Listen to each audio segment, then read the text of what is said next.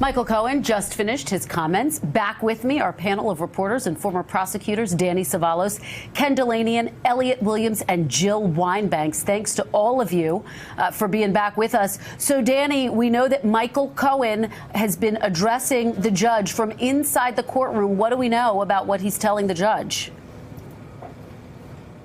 He's definitely doing the standard allocution of a defendant. He's saying to the judge, essentially, I was led astray. I trusted in someone that I shouldn't have trusted. He's mentioning his family. These are all key points to consider, and it's a really challenging thing to thread the needle for a defendant.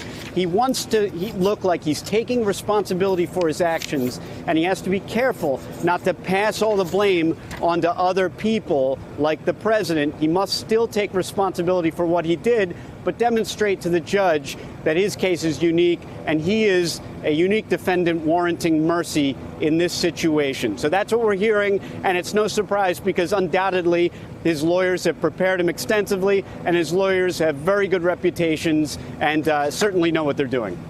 And Elliot, just as Danny said, the focus of his comments is on responsibility. We just got our first readout from WNBC's Jonathan Dienst, who's inside the courthouse. These are not direct quotes, but here's a sense of what Michael Cohen is saying to that judge right now. He's apparently said, I stand before your honor humbly and painfully aware that because of my actions, I pleaded guilty to all of those range of different charges. I take full responsibility for the ones that relate to me and the ones that relate to the President of the United States. This is one of the most important days of my life because I am getting my freedom back. I blame myself for the conduct that has brought me here.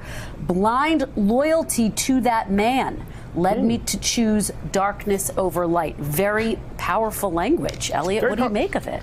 Very powerful language, but it'll be interesting to see if the judge says, hey, look, too little, too late. If you read the Southern District of New York sentencing memorandum, they take some of that on, which is that he's sort of said, I'm sorry, but not fully, and not fully cooperated with the government and so on. The other thing the sentencing memo goes into is his sophistication as a defendant. He's an individual with a law degree who presented himself as an expert, who presented himself as someone who'd studied taxation, and frankly, this facilitated his crimes. This background is someone with that level of sophistication, and so these are all things that could potentially count against him. And so it's wonderful that he's sort of come to Jesus now, now that he's facing certain incarceration in probably within 15 minutes. However, if to the extent that the judge relies on anything in that sentencing memorandum, it's a lot of information about sort of the bad acts, and frankly, and how they harm the fabric of society. They talk about the campaign finance violations as well as striking at the transparency of government. So all of these crimes were serious crimes on the banking system and so on. So